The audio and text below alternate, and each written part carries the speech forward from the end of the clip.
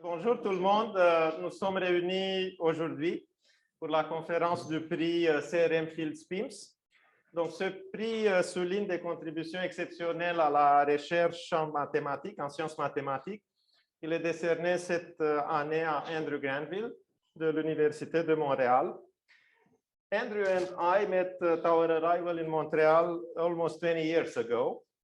And despite the fact that his office was twice as big as mine, we became fast friends. And his constant good humor and joyful banter helped me navigate difficult waters along the years since. And Henri will now introduce Andrew properly, beyond what humble topologists like me can do. Je suis très heureux, ça fait vraiment très plaisir de présenter notre conférencier d'aujourd'hui, Andrew Granville, qui va bientôt recevoir le prix CRM-Fields-PIMS. Je vais faire mieux que Octave, je connais Andrew depuis 34 ans. On s'est rencontrés à Québec, alors qu'il venait défendre sa thèse sous la direction de Paolo Ribbenboim à Queens en 1987. Quelques années après, quand j'étais postdoc à Princeton, j'ai eu le grand plaisir de collaborer avec Andrew sur la génération du terme de Fermat. Et le résultat principal qu'on a obtenu à l'époque était que certaines variantes du théorème de Fermat découleraient de la conjecture de Shimura-Taniyama-Wei. Ça, c'était en 1992. Et on ne se doutait pas encore que Andrew Wiles était sur le point de démontrer la conjecture de Shimura-Taniyama-Wei. Alors, c'était un grand plaisir à cette époque-là de collaborer avec Andrew. Ça m'a donné beaucoup de plaisir et j'ai aussi eu l'occasion de beaucoup élargir mes horizons au contact de Andrew. J'ai beaucoup appris de lui à cette époque et j'ai beaucoup apprécié ses qualités de mathématicien et aussi ses qualités humaines comme collaborateur et ami. Mais c'est surtout à partir de 2002, quand Andrew est venu à l'Université de Montréal comme chaire du Canada, qu'on a tous pu profiter pleinement de sa présence comme collègue direct. Ce qui frappe chez Andrew, c'est l'étendue de ses intérêts mathématiques et son ouverture d'esprit. Cette générosité et cette curiosité et la joie qu'il prend à faire des mathématiques a joué un rôle important dans l'essor du groupe de théorie des nombres à Montréal et son pouvoir d'attractivité auprès des jeunes mathématiciennes et mathématiciens. Je ne peux pas faire mieux maintenant que de conclure ma présentation en lisant quelques extraits de la lettre de nomination de Andrew pour le prix CRM-Fields-PIMS qui a été rédigée par ses collègues. Alors là, j'enchaîne en anglais parce que la lettre était écrite en anglais. Andrew's presence at the University of Montreal has had a galvanizing effect on the mathematical community in Montreal. The list of graduate students and postdocs he has trained in his career reads like a who's who of the stellar younger generation of analytic number theorists. I speak for all my colleagues when I emphasize what a special and valued colleague Andrew is. His influence on the mathematical scene is measured only in part by his many important research and mentoring contributions. Just as essential are his love for this subject, his boundless energy and his enthusiasm in conveying the beauty of mathematics to others. I think in the original letter we had written his infectious enthusiasm, but this is not something that you like to use as an expression nowadays. The breadth and reach of his accomplishments encompasses questions in arithmetic geometry, Diophantine approximation, algorithmic and cryptographic aspects, as well as extremely deep contributions to analytic number theory, like his theory of pretentious functions, which have underlined some of the most striking developments of the past decade, including the work of Sundararajan and Holowinski on quantum unique ergodicity, and the work of Matomaki and Radziwill on sign changes and multiplicative functions. He has also written numerous highly engaging textbooks, some of which we have used with great pleasure in the classroom, as well as a play and even a widely acclaimed comic book around mathematical themes. So I'll leave you now in Andrew's able hands as an expositor. So I'll also tell you his title in English. I think it's a very pretty and clever title. It suffered a little bit in the translation to French. So I'll say it in English, and his title is Primes, Postdocs, and Pretentiousness. Thanks, Henri. I like the phrase suffers in the translation to English, into French. Yeah, that's probably the story of my time in Montreal. But OK, je veux parler de... C'est difficile de décider qu'est-ce qu'on fait dans une conférence comme ça, comme aujourd'hui. C'est prix pour une carrière, peut-être. J'espère que ce n'est pas fini, mais mais beaucoup des années, 34 années, oui. Et alors, j'ai décidé de discuter un peu les choses que j'ai fait pour beaucoup des années. Maintenant, des sujets différents, des questions où j'étais intéressé. So I'm going to survey some of the things I've done and some of the influences, some of the people involved over 34 years or more. So let me start with, you can tell, some of you can tell from my accent, some of you know that I was originally English, and I was doing essentially a master's degree, and I came across this beautiful book, and I wrote my kind of master's exposition on Fermat's last theorem, which at that time, as Andrew was saying, was not a theorem. We used to call it Fermat's last theorem, but, or lost theorem, some people called it. Dernier theorem de Fermat there. And this is the question. So I was, I decided, you know, I'd had enough of really being a student in England. And I thought, well, let me come and find the author of this book. So I moved to Canada and did my PhD at Queen's with Paolo Rimboim. He was a little older than this when I started working with him, but you find what you can find online. So of course, Fermat's last theorem is a theorem proved by Andrew Wiles in '94, who became Sir Andrew Wiles as a consequence. And yeah, well, we all know that story. So let me tell you, I'm going to tell you a little bit about some of the works I've done, try and put some context into things. So this is sort of my first theorem that had some interest to people. Obviously, it's not very interesting anymore that the Fermat's last theorem is true 100% of the time, because it's true all the time, we know. But I'll show you the proof, because it's actually, so every talk should have a proof. This is the proof. So there was an amazing theorem. Oh, let me just translate a little bit. So if you have a solution to x to the n plus y to the n equals z to the n, you can just divide through by z, and you get a point on a two-variable equation, which is a curve. Okay, plane. And there's a wonderful theorem about equations, about curves, which says that if a curve is genus greater than 1, which means sufficiently complicated, then it only has finitely many points of rational coordinates. So for the Fermat curve, that's right when n is greater than 3, is what it is. So that was an amazing leap in our understanding of Fermat. And let me just note this corollary. If there's only finitely many solutions, then there's a bound on all the solutions. I think clever that. So I'm going to show my 100% result. So what I'm saying is that if you look at all the exponents up to 1 million and then 10 million and then 100 million, the percentage where Fermat's last theorem true goes to 100%, or the percentage of exponents where there is a solution goes to 0. So here's a little sieving result that says if you just take the integers up to x, which have no prime factor less than y, where y is big, and for technical reasons here we have to include 2 and 3, then that percentage goes to 0. So I'll suppose that we have a solution to Fermat's equation, and we can factor n as a prime factor in that interval times m. Then the whole trick is, it's not a very sophisticated trick. You just write a to the n as a to the mp. So now you have a solution to this Fermat equation, but we know there are bounds on the solutions here. So what this tells us is we can bound the places where there is a solution n, when n has a prime factor in that interval. So if there are solutions, either n is bounded, or it's in this set, which is a set, the percentage of integers in that set goes to 0, and thus we conclude the theorem. Okay, I didn't write it out again, but anyway, thus we conclude the theorem.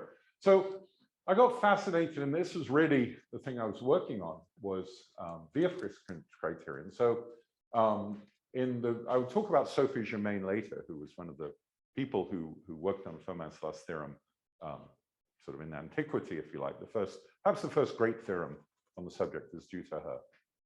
And she was interested, and we'll see, well, I won't explain why, but it turns out you separate into two cases where P divides X, Y, Z and where P doesn't divide X, Y, Z. First case is where P does divide. And there's this extraordinary criteria by Biographie in 1909 that says if there is a solution to Fermat, then 2 to the p minus 1 is congruent to 1 mod p squared. And that, if you remember your basic number theory, then for every prime, 2 to the p minus 1 is congruent to 1 mod p, but mod p squared is kind of lifting that. And people have tested on a computer up to past 10 to the 18, and there's only 2 small examples. So basically, we believe this happens very, very rarely. And so you should be able to prove Fermat, or the first case of Fermat from that criteria, but people have failed. So, haven't succeeded, I should say. So what I did in my thesis was I tried to push this up further. Now, people have done that before, and there were results for 3 to the p minus 1, 5 to the p minus 1. But I was trying to find a way to prove it arbitrarily using kind of linear algebra. Well, the proof I formalized as kind of a linear algebra attack. And it was actually linear algebra with matrices in many, many variables, and one had to perform inversion. And that was basically impossible at the time to do. I mean, 100 by 100 matrix in 100 variables, maybe of degree 20 every entry. How do you invert that thing? So I was fortunate to find that the people at Maple in Waterloo were designing their symbolic computation language. And they took the attitude that, hey, if that's a problem people can't solve, we want to solve it. Why don't you come to Waterloo? So I went and worked with the Maple people for a few months. And we found a way to do these calculations. So Mike Monaghan was a programmer at Maple. And we ended up with this paper, which has the silly title, that we proved the first case of Fermat's theorem up to a very large number. And in effect, this is what we proved using all the linear algebra. So that was the main result, I guess, of my thesis, which was a lot of work. So I want to bring in a bunch of themes during this talk. So I'm going to introduce the sort of idea that you can embed Fermat's last theorem, which is sort of where my childhood dream problem came, where I started, into other problems. And the traditional way is to put it into a family of curves. So like Falting's theorem wasn't about Fermat, it was about all curves. So that's a traditional way to do things. Another way which has appealed to me more, or I've been able to get some results on, is you can think of it as an example of say A plus B equals C. I mean, that's not my idea, and I actually think it's a remarkable idea that to generalize something by simplifying it. It's such a ridiculously simple thing, and saying something relevant is just a wonderful, wonderful piece of mathematics. This was, well, it was done in function fields by Richard Mason at Cambridge, who unfortunately left mathematics after his postdocs, but subsequently was picked up by other people. Yeah, so the idea is that you can think of A, B, and C, they're nth powers, and it should be impossible to have a solution in nth powers. Why? Perhaps because the nth powers have lots of prime factors dividing for high powers. Maybe that's what's wrong with this equation. So that's sort of the idea is maybe you shouldn't have too many high prime powers. So maybe the idea would be bound A, B, and C by some function of the products of the primes. And you can find something analogous, prove something analogous for polynomials. It's kind of fun. But so this is the conjecture, is that if you have a solution to A plus B equals C, where they're all positive integers and coprime, then C is bounded by something a little bit bigger than the product of the primes dividing A, B, and C. So I've seen that, because you've probably heard of that conjecture recently. There have been a few claims in recent past about this conjecture. So let me just show it with Fermat. So how it's useful. So if I've got a solution to xn plus yn equals z to the n, then I'll just substitute in for A, B, and C, those values. And then the product of the primes dividing A, B, and C is the same as the product of primes dividing x, y, and z, right? Because A, B, and C are powers of x, y, and z. So I'm just taking each prime to the power 1. That's the point. And then the product of the primes dividing an integer is less than or equal to the integer itself. So that's less than x, y, z. And then that's just A, B, C to the 1 over n. And if I've got A plus B equals C, and they're all positive, and C is the biggest one, so that's less than C to the 3n. And all I'm going to do is just substitute that up there. And actually, I pick a value of epsilon. And when we make the substitution, we just get a bound on C. So there's a uniform bound on C for any Fermat equation with n greater than 4 simultaneously. So this means there's actually a bounded number of Fermat's last theorem solutions once n is greater than root 4. So unfortunately, Wiles's proof was a little more complicated, and the main point is we're making an amazing assumption.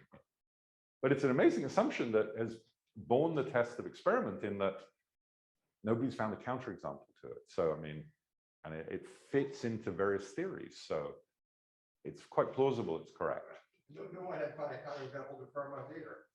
Yeah, so it's correct.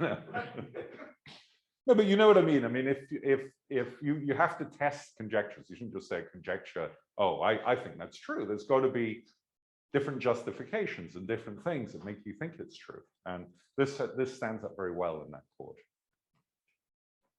So let me remark just that same idea. You can many applications, xn plus y to the n is z to the n. There's a famous conjecture of Catalan, which is 2 powers never differ by 1 except for 3 squared minus 2 cubed. That was resolved about 25 years ago by Mihalescu. And then there's this equation where you just take different exponents, and turns out to replace n greater than 3, you really want this condition. The sum of reciprocals is less than 1. And you can even say, okay, well, z to the n equals x to the n plus y to the n is z to the n equals the value of some binary form. So you can look for solutions, integer solutions for that. So all of these, when you apply ABC, you immediately show there are a bounded number of solutions in a very uniform way. So, there's, well, 2 of these we know about being solved, and these, well, I've got something to say on them. So let me tell you a little bit about Sophie Jermaine. So she worked on this x to the n plus y to the n equals z to the n, where n does not divide x, y, and z. So n is prime, but I didn't write it that way. This is the result, that if you have n prime, and you have some multiple like 2n plus 1 being prime, then you can show Fermat's last theorem is true for that exponent. You have to be a little bit careful. 2n plus 1 needs to be sufficiently large, or if you use 4, the 4n plus 1 has to be sufficiently large. But this was what she proved. Yeah, I mean, my French isn't so good, but in her letter to Gauss telling him about this theorem, she says, she calls Fermat an espèce d'indéfi. Yeah, I'm not sure whether that's complimentary about Fermat's last theorem or not. Anyway, so yeah, so what's her idea is, if I take x to the n and raise it to the kth power, I get x to the q minus 1, and that's 1 by Fermat's little theorem. And so that means it's the kth root of unity, mod q. And so this really yields kth root of unity plus kth root of unity equals a kth root of unity. And if n is odd, I can put it on the other side. Yeah, so we've got some solution in kth roots of unity being 0 mod q, kth roots of unity mod q. But it turns out that if you product them together, you just get some integer. Yeah, because it's symmetric polynomials, or Galois theory.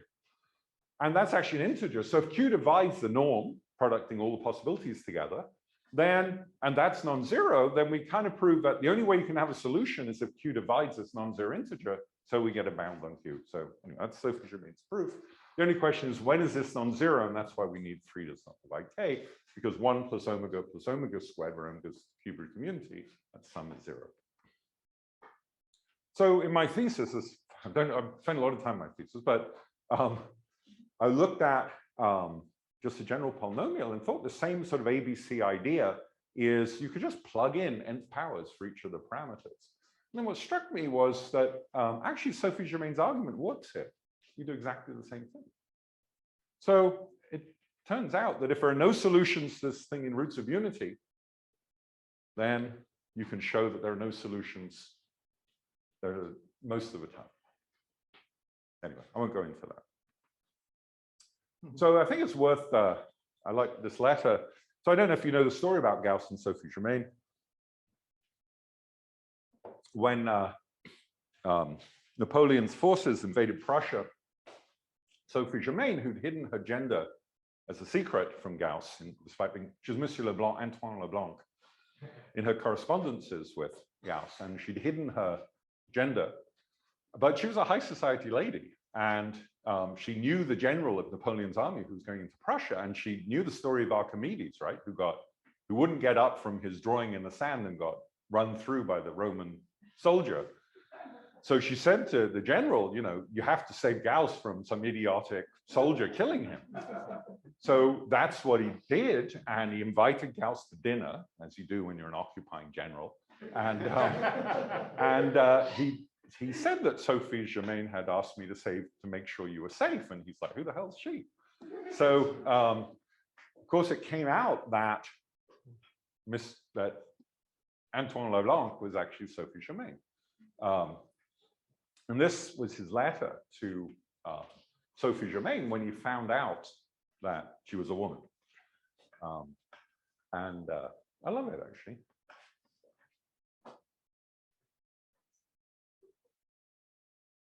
Well, you can read it. I don't need to read it out, but when a person of sex, which according to our customs and prejudice encounters infinitely more difficulties, certainly in those days, than men to familiarize herself with these thorny researches, but succeeds in surmounting these obstacles and penetrating the most obscure parts of them, then without doubt she must have a noblest courage, the quite extraordinary talents and superior genius.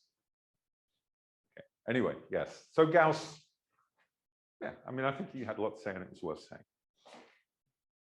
Okay, so I moved on to this Canadian talk to be a postdoc at Toronto. There's John Friedlander. A few other people who influenced my time at Toronto were Kumar Murthy, who's now, yeah, he didn't have gray hair back then. He was a first-year assistant professor when I was a postdoc. Now he's head of the Fields Institute. And Chemi Ildren, who was John's student at the time. He'll come in later. So all of them actually were very interested in questions about the distribution of primes and arithmetic progressions. So we were working on such things. So pi x qa is number of primes congruent to a mod q up to x. Roughly, we think that in the arithmetic progressions mod q, they're equidistributed. So if I'm talking mod 5, obviously there's not many primes that are 0 mod 5, but 1, 2, and 3, and 4 mod 5, it should be about a quarter each of the primes. So that's what this is saying. This is a theorem of Dirichlet from the 19th century. But we want to ask questions in more detail about that. So the question is, for instance, when are these roughly the same? When do the primes roughly equidistribute amongst the arithmetic progressions? And what comes from the standard proofs is this happens when x is more or less exponential in q. So, but you'd think if you start calculating the primes mod 10, you'll find they're pretty much evenly in the arithmetic progressions when you get to a few hundred. You don't need to go out to e to the 10 or whatever. So although this is true, it's probably a very bad bound. And actually, that's the best we know today. But there's this thing called the Riemann hypothesis.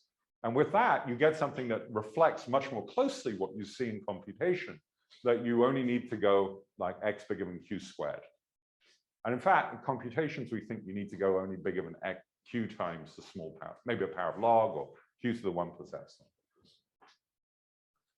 So one of the great theorems, the Bombieri-Vinogrado theorem, says that even though we can't prove the generalized Riemann hypothesis, we can prove it's true almost all the time, or at least this consequence. And this is using something called large sieve. And actually, I actually proved this about a year ago, that you can finally just do a little bit better than what the Riemann hypothesis tells you using this averaging method. Anyway, so the important thing to say here is this exponent to half is a barrier to progress, and it's an important 1/2. So 1/2 comes very naturally out of Bombieri's method. There's now about 4 or 5 different proofs of Bombieri-Vinogrado theorem, and every one of them, that half is natural. It doesn't make you think you shouldn't be able to go beyond 1, but all the methods we have perhaps all end up somehow coming down to the same thing that gives you a barrier at x to the half. So you can ask, can the exponent 1 hold in this? And actually, that was something that John and I disproved in '89, a long time ago, that you can't have this theorem. You can't have this, doesn't almost always hold when q is x over power of log, and that the correct rewriting is at about x to the 1 minus epsilon.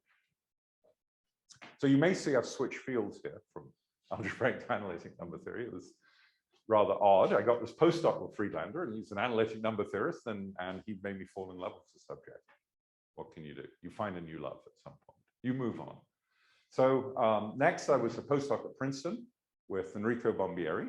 And actually what happened is that he said to me that this was so unexpected for him that I have to go and work with him. So I got invited to come to Princeton to work with him because he expected his theorem would work all the way.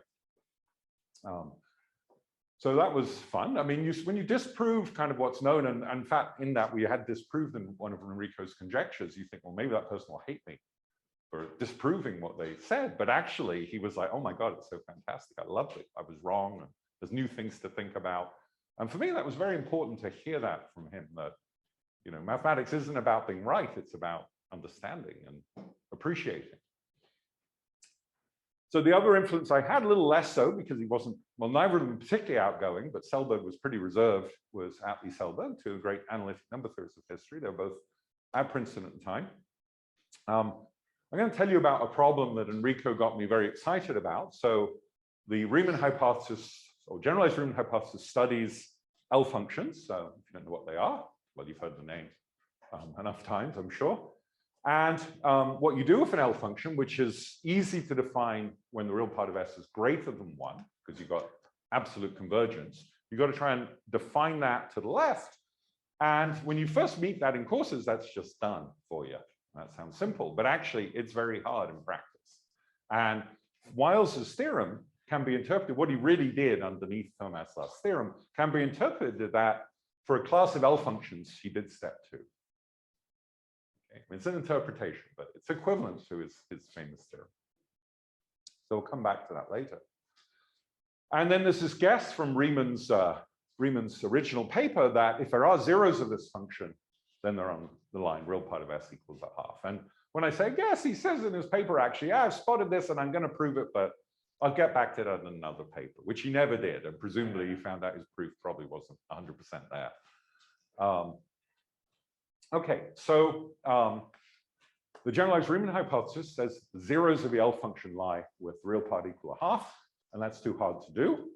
So what has happened in the history of the problem is we try and get something, right? So it's not hard to show that any zero of the L function must be on the line 1 or to the left.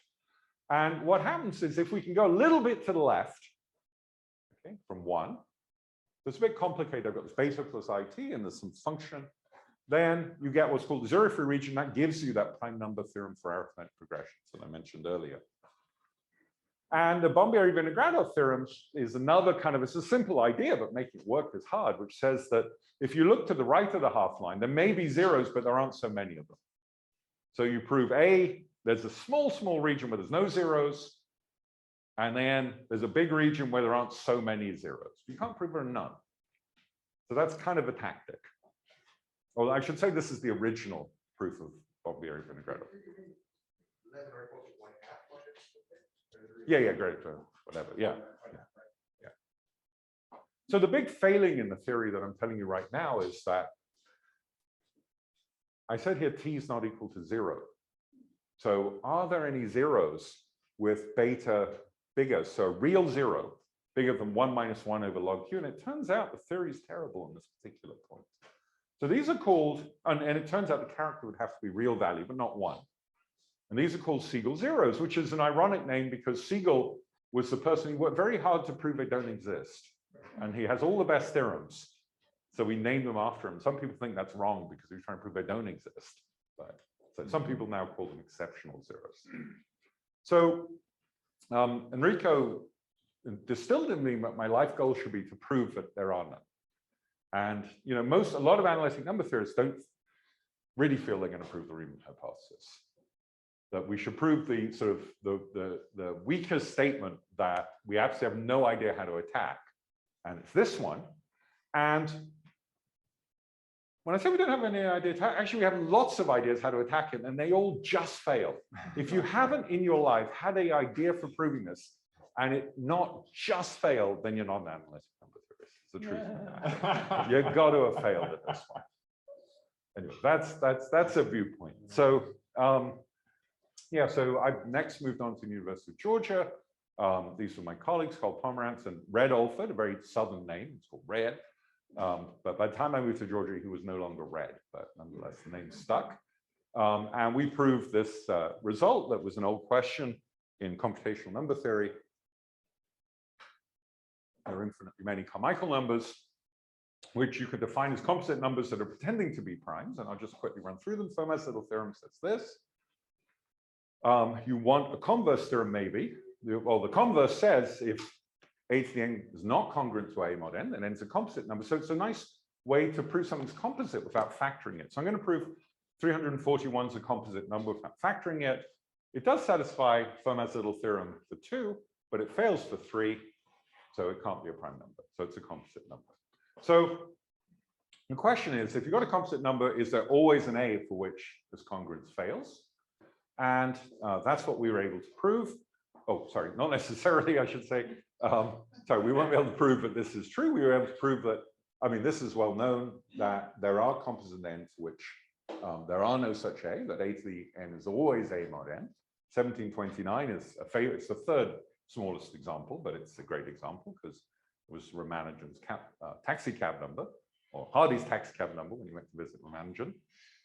So the story of our proof is kind of fun. So Red Alford was he was actually originally a topologist, but he had a heart attack and then he decided he was going to do computational number theory, which I don't know what you read into that. But anyway, so he was very interested in computational number theory. And one day at lunch, he said to, well, actually, a table of professors, I proved that there are 2 to the 127 minus 1 Carmichael numbers. Well, you can't write that down in all the atoms of the universe, right? I mean, this is a big number of things. So how can you computationally prove there are that many, right? Well, he did. I mean, the proof is beautiful, it makes sense, wonderful proof.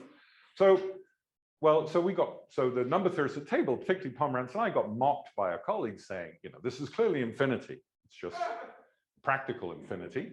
So our job was to modify his construction and actually prove there are infinitely many, and we did. Oh, yes, so, sorry, that's enough on that. I want to move on now back to Fermat. So I'm at Georgia, working on new things, but I'm still kind of in touch with my old life. And there's a conference in England at the Isaac Newton Institute. And on June the 23rd, 1993, I just want to show off my photograph. A certain Andrew Wiles gave a lecture. Here's the corollary that he wrote down at the end of his talk. Anyway, yes, picture of a blackboard. Who thought it would be great? And well, it was obviously going to be important to me 28 years later, but a great day when he announced the proof of Fermat. Okay, so let me move back to Fermat type equations. And I did mention this x to the p plus y to the q equals z to the r.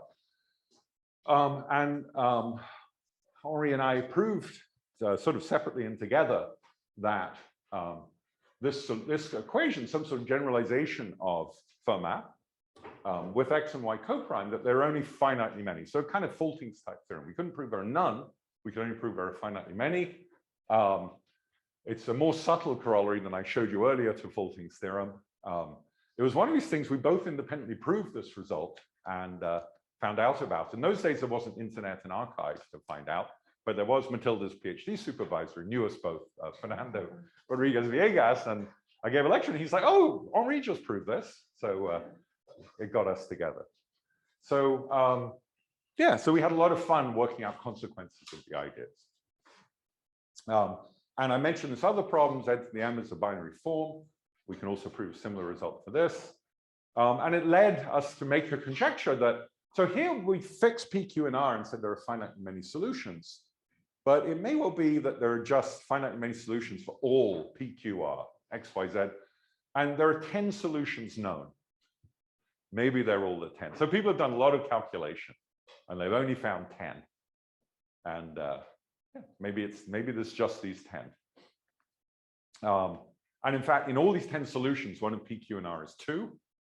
So maybe that's the correct conjecture. So yeah, it's kind of cool that the two solved conjectures, we now have a generalization. And you know, Canadian content, there's quite a few people who've been very interested in proving cases of this, different PQs and Rs, especially on the West Coast. There's quite a lot. I guess Henri, you had a few papers subsequently with Morel and inventing techniques for attacking this, so that's become a bit of a subject of its own. So this is an extra people's YTQ Z to the R. So I'll move on to one. Sorry, I'm sort of going through a catalog of results, but hopefully it'll tie together. That's the big plan. So another thing that I did in this era was look at, well, I mentioned two questions here, the ABC conjecture and no Siegel zeros, my life ambition, given to me by Bombieri. And I had this strange week or two where it all came together, and I was able to show that if you assume the generalization of ABC in a certain way and into Hilbert class fields, whatever they are, then you could actually prove there are no Siegel zeros. So I ended up being unable to do the class field theories. I asked one of the experts, and Harold and I worked it out, and it was a very fun collaboration. And this sort of general, if you know the proof of Higner, I mean, it's just a generalization. You just end up taking the same equation that you use and the field in which solutions live, the Hilbert class field, and you try and bound what's going on there. Okay, well, that's obviously had some effect. There's a certain person who thinks he's proved the ABC conjecture in Japan, and last year he made an announcement that his ABC conjecture proof could give bounds on solutions in different number fields. And he didn't actually, I don't think they announced it in the paper, but it was observed by other people that if this is correct, then the claims in this vague preprint, it's not got all the details, then our proof will be made into an actual proof of no Siegel zeros. So I see a big smile from his former master's student over there. Yeah, well, it remains to be seen. I hope he's right, kinda, but you know, there's good reason to think there are serious flaws in the approach, but we wait to see. Okay, so University of Georgia is when I started to appreciate enjoying good students and enjoying collaboration of that type. Anita was my very first PhD student. She's now a professor in Madrid. Ken Ono, he was my second ever postdoc, who was an extraordinary character. He was a fantastic mathematician, but I guess he's most famous in the US as a teacher. I mean, he's like presidential advising on mathematics teaching and all this sort of stuff. And he was a revelation to actually have as a postdoc. He would, I mean, as I say, he became a very famous teacher, but when he was my postdoc, he'd come after class to my office and go, I'm so depressed. I tried this and the students weren't excited.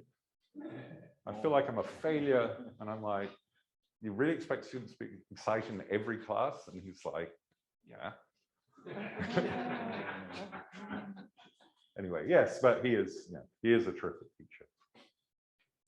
Ernie Kroot, who was a student, who's perhaps proved the most exciting theorem of my student set, which was a famous conjecture at the time of Erdos and Graham about coloring the integers. So you color the integers of R colors. And then it's sort of a strange question. Can you find in one color a sum of reciprocals of integers that equals 1? Actually, it's kind of a precursor of things to come. I mean, sort of things Tim Gowers had done things earlier that had similar flavor, and this sort of thing is now more mainstream and additive combinatorics, but it was a very original piece of work by Ernie in his thesis. Okay, so there was a talk earlier today by Demetrius about my work in multiplicative functions. Again, in this time in Georgia, I went on my first ever sabbatical, and there was this undergraduate at Michigan, who everybody said he's very brilliant.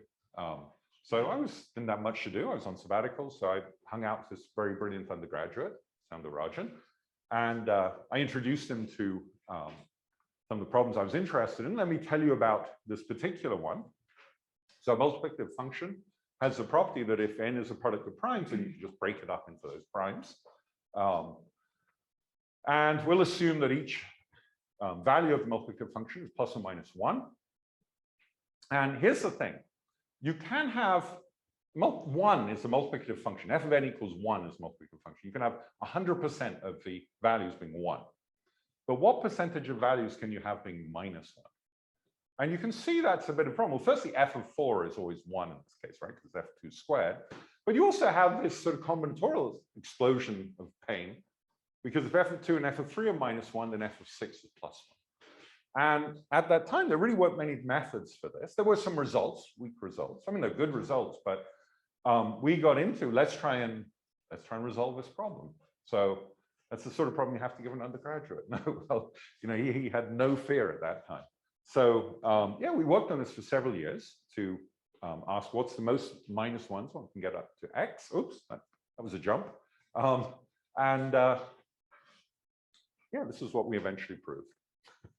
There is a bound on the percentage, and it's the value of a dilogarithm function.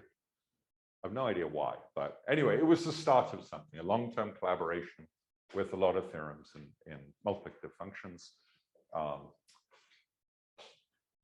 don't know where else this constant appears. I mean, John Conway, when he was alive, he every time I'd see him, actually, after a certain point, he'd like, have you yet discovered why this is natural? He was convinced there must be an interpretation as natural. But don't have it. It just comes out of a calculation. Okay, so moved to Université de Montréal. I actually knew François Lalande from, we were on an insert panel together in the 90s, and he told me about this wonderful university that was recreating itself with the CRC platform, and that perhaps I'd like to come. And it turned out in my personal life, this was a perfect moment to move. And Yvan Saint-Aubin was the head of department, who was very gracious and persuaded us this was the right move for us. And I knew a couple of villainous number theorists here who persuaded me, were part of persuading me to come. Yeah, I like that picture I found on the web review already. And yeah, so we made the big move. And so now I want to talk about some more math. Some of the stuff that really got going in my last 15 minutes after moving to the University of Montreal. So are you ready? Just wait a second. So I'm sure you all know this question about are there infinite remaining twin primes, pp plus 2? And I'm going to give you a celebrity endorsement for this question. Maybe that is something. How did you find that? It wasn't difficult. You know how when you see prime numbers, they appear red, but when they're twin primes, they're pink and smell like gasoline?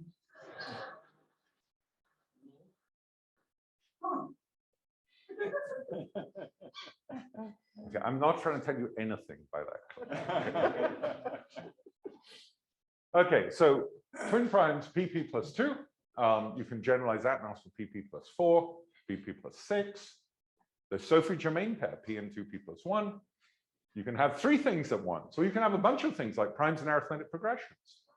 You can do ask for any pattern, and we believe that there are infinitely many primes in any pattern, except when there's an obvious reason, like why not, like n and n plus 1. One of them's even, so you're not going to have primes. So this is the question.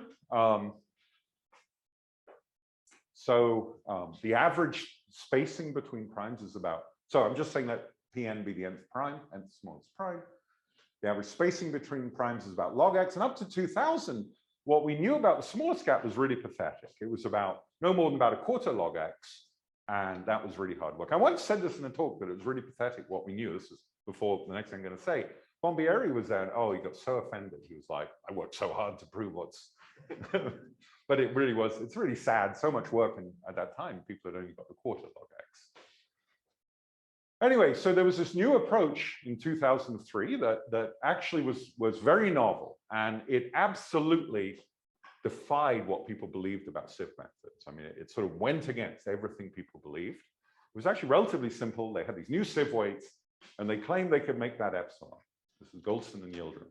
And this was about soon after arriving here. And this proof was based on certain believable lemmas of sketch proofs. And people looked at this preprint and thought it was great. It was in all New Scientist, Scientific American, and everybody was very excited. I was very excited, and Sound and I were very excited. And we thought, we should see how far we can push this. And we pushed it a long way. We pushed it to gaps of size 16 or less. And we thought, that is too good. This is such a silly method. There's no way we can prove this. So we went back to these lemmas with sketch proofs, and sadly, we found a mistake. And so these were very plausible lemmas, and the sketches were plausible, and people believed them. But it turned out that the mistake was that high-dimensional lemma geometry, especially doing contour integrals in arbitrary dimensions, isn't really exactly generalizable from one dimension. So yeah, that geometry screwed the proof. So about a year later, there was this first year postdoc, Ben Green at UBC, and I'd heard he was very smart, so I asked him to come and work with me for a month here at UDM. And he came over, and he started telling me about, he was trying to prove that there are infinitely many quadruples of primes like this. And he told me that they were stuck on one issue, which maybe I could help them with, which was the question of sieve weight. So in my office, and he explained to me what they needed, and I started trying to construct sieve weights. I did some Selberg, I learned from Selberg.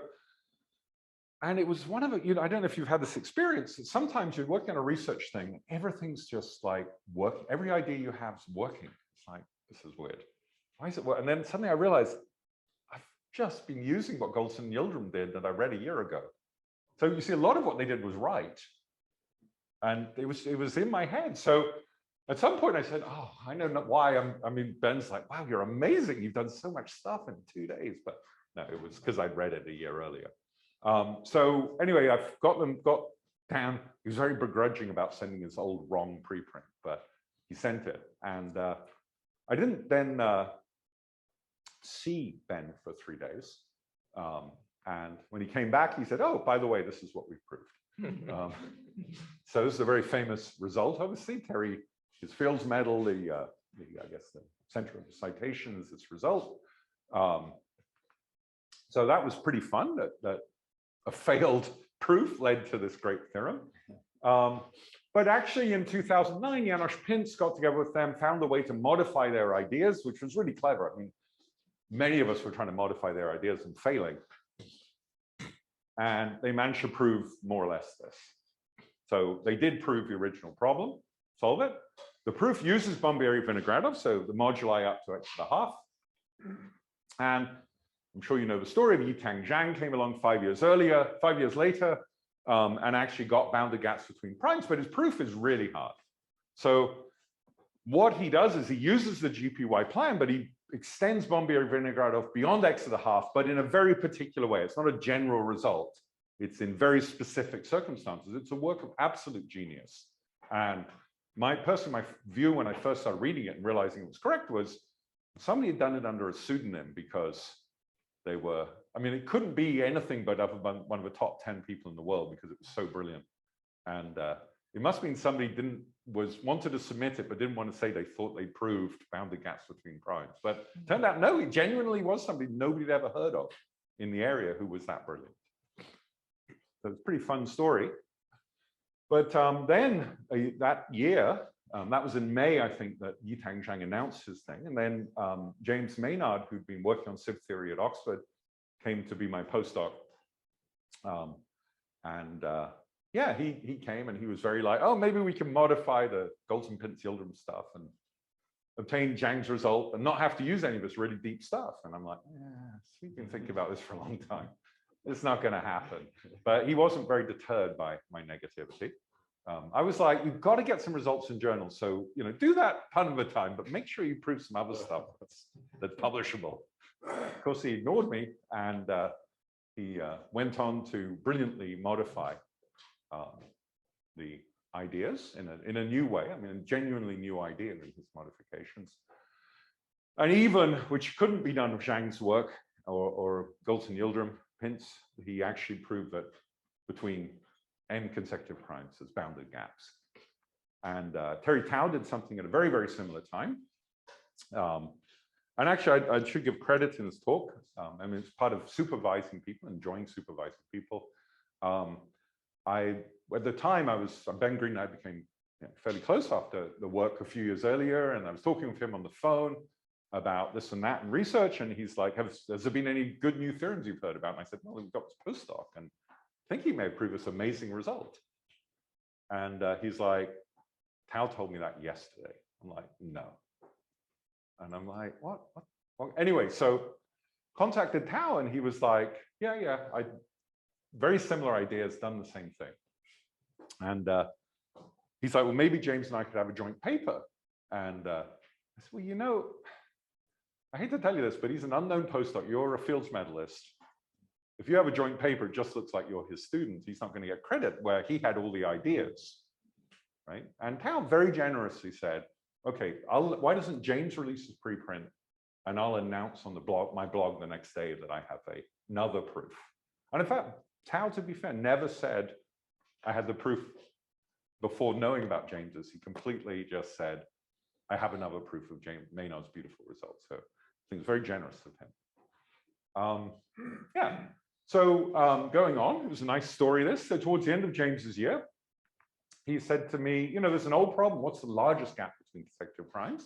Should be something about like log squared x. What had been proved up to that point was some weird analytic number theory function with logs, logs. And this had been stuck other than the constant for about 80 years. And in fact, Paul Erdos used to, I don't know if some of the young people may not know this, Paul Erdos used to give prizes for his favorite problems he couldn't solve that he'd been desperate to, he really wanted to solve, he'd offer money. And there was only one problem that was $10,000, and it was this problem.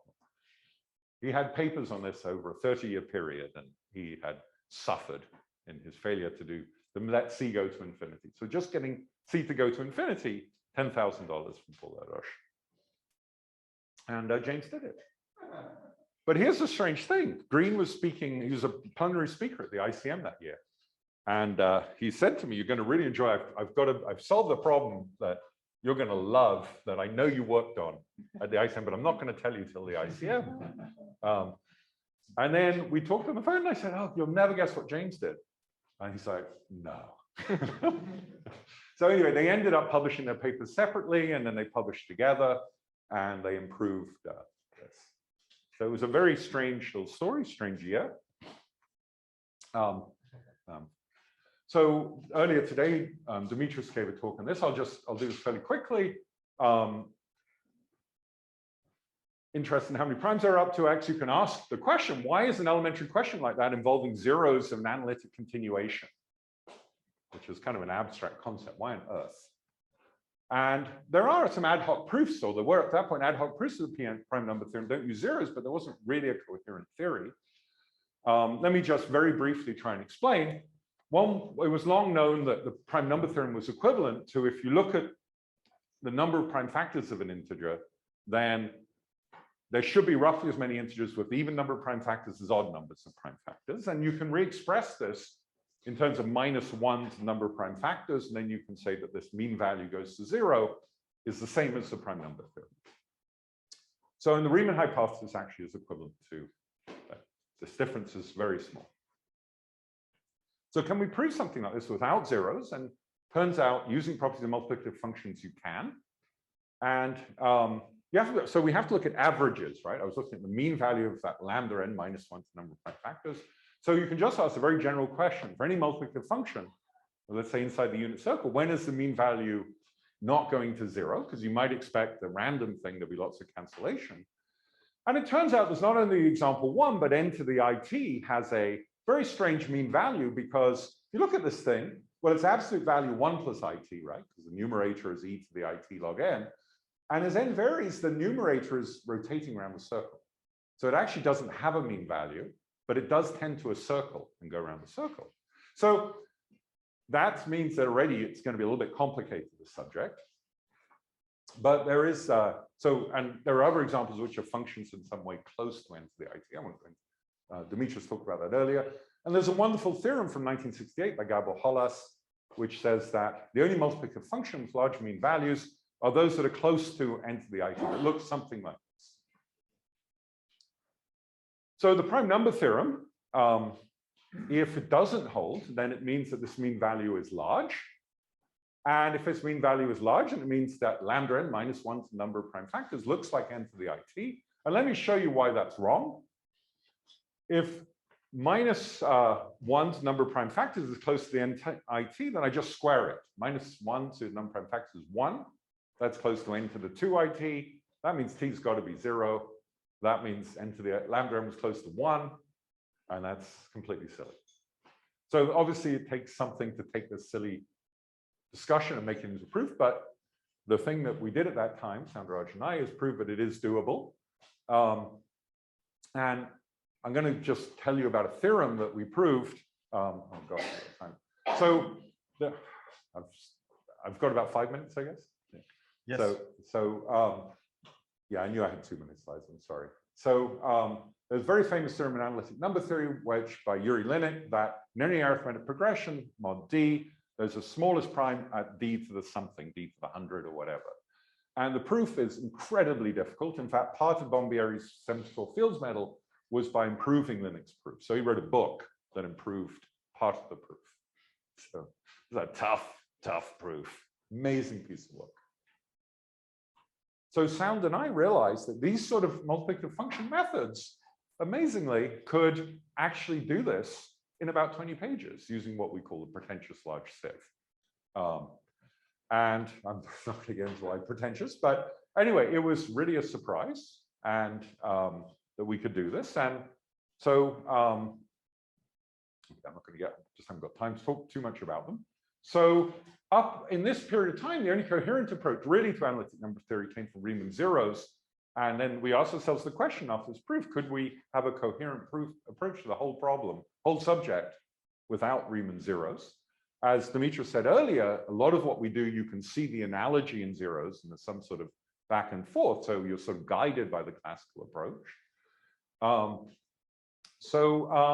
Yeah, would a new coherent approach be useful? If all we're doing is being guided by old methods, is there any use to this? Well, one thing that happened was at that time, Sound found a way to prove what's called subconvexity for L functions. He just, by tiny amounts, he managed to get something.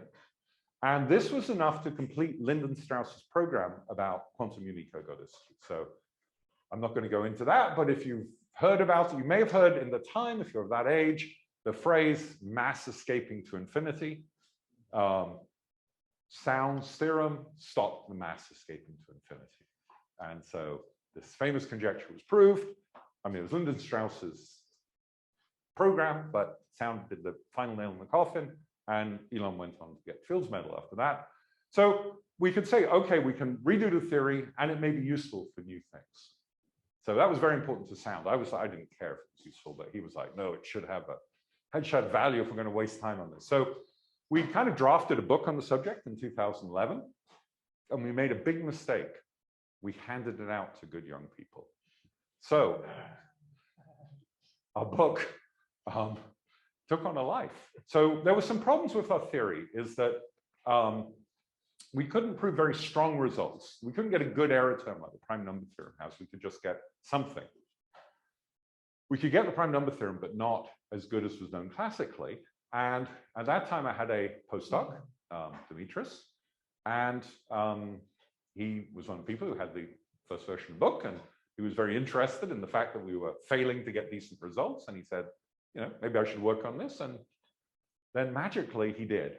And there's lots of story there, but let me just show you what he got. So the prime number theorem, the strongest version known using Riemann zeros, is this function.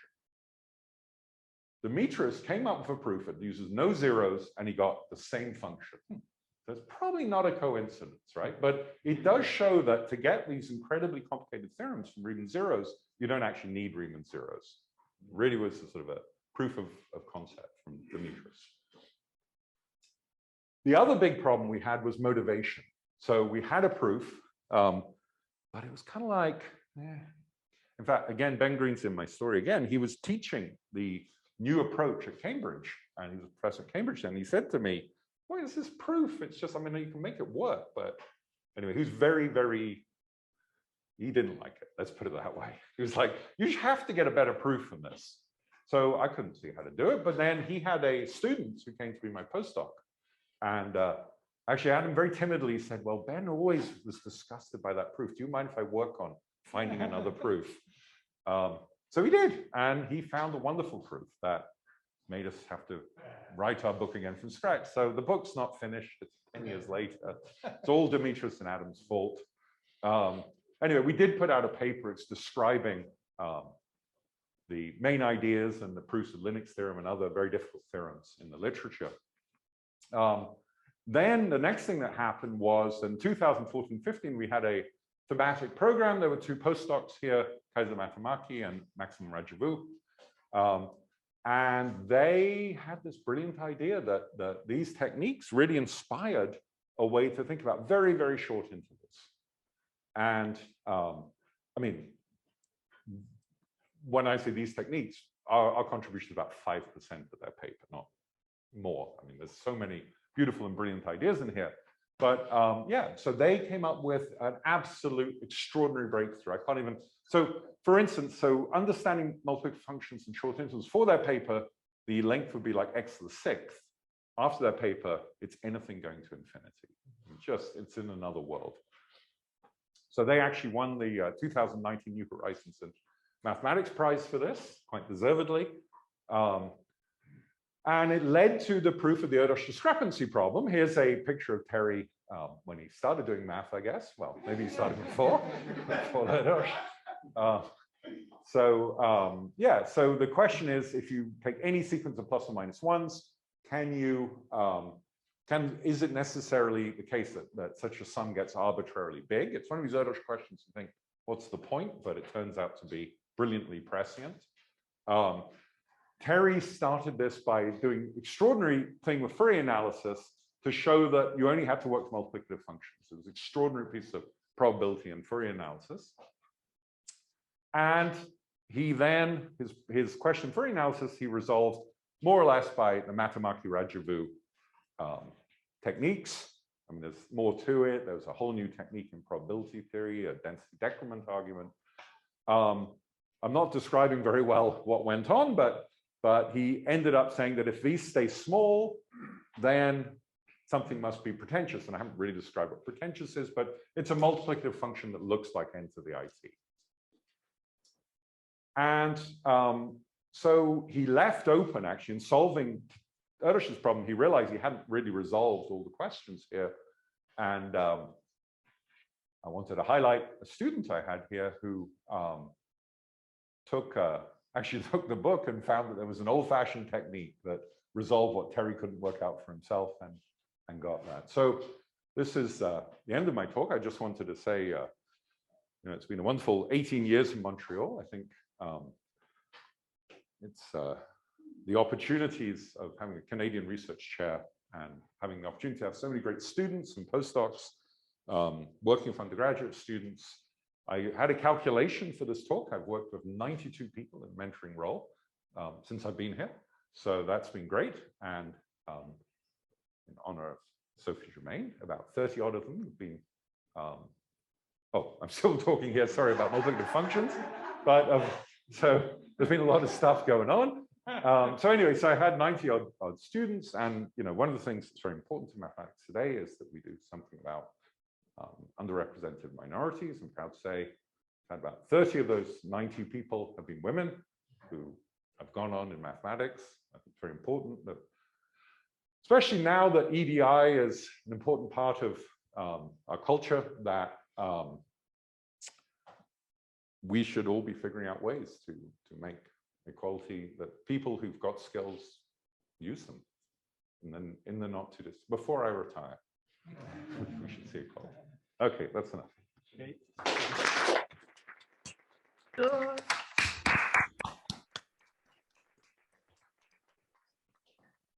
Thank you very much, Andrew, for this inspiring talk.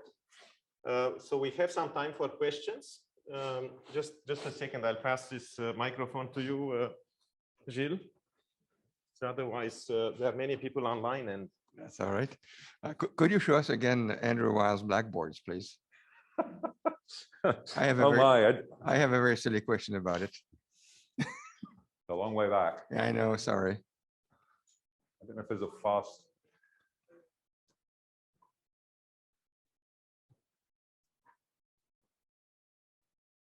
Sorry about that. I had meant to say at the start of this talk, don't take notes because I'm going to blow stuff past. In the meantime, I'll start my question while you search for it. Yeah. I would assume, since you showed us, or you told us a story as if it were, there it is. So there was Andrew Wiles giving his proof with the conclusion that that was not advertised, of course. Now, obviously, or at least I assume so. This was before a bug was found. And For what? a bug, an error was found, and he had Yeah. to do it again. So my silly question is, can you point us where's the error in that? Thanks, you. Sorry. Actually, I'll give you an answer to that question, but not quite exactly that question. We've seen the remarkable thing this year of a computer-assisted proof by Peter Schultz on a major theorem, and where a lot of the details were proved by computer. And it raises the question, many questions about proof. What is a proof? When a computer says it's verified all the details, do we need to referee that? Can we believe that it was programmed correctly? Like the four-color theorem. Well, the four-color theorem's a little different because it just worked out cases, the proof there. This is actual proof that the lemmas are programmed in. So I'm a great believer in robustness. Proof is about robustness. It's not about there's really 100% correct thing. It's about community understanding and working with and then realizing all the ramifications, and that's how you can be confident. And I think, you know, when Andrew gave his talk, he did it a bit early because there was the perfect conference to give his talk. And there were a lot of things where he said, I'm pretty sure I can make this work with this. And I wasn't expert in those techniques, but people who were expert in the room were like, yeah, that's pretty plausible. Though even there was one thing he said, and somebody said, well, you know, there's a mistake in that paper. And then other people said, yeah, but it's probably fixable in a form that's useful, right? During his talk? Huh? That happened during his talk? Well, it was a three. Yeah, it was a series, he actually told yeah. the conference organizers, I got something good to talk about. Give me 3 one-hour talks. It was a small conference. Yeah, so we all accepted that there was a robustness element, that the plan was great. At least the people really understood it, not me, but the plan was great. This guy had proved great theorems. If there was some small technicality, it was just that. It turned out, of course, there was a non-small technicality, which was not what was expected. But you know, that is, in some sense, part of the process of what we call proof. So anyway, that's a serious answer to your question. Thank you.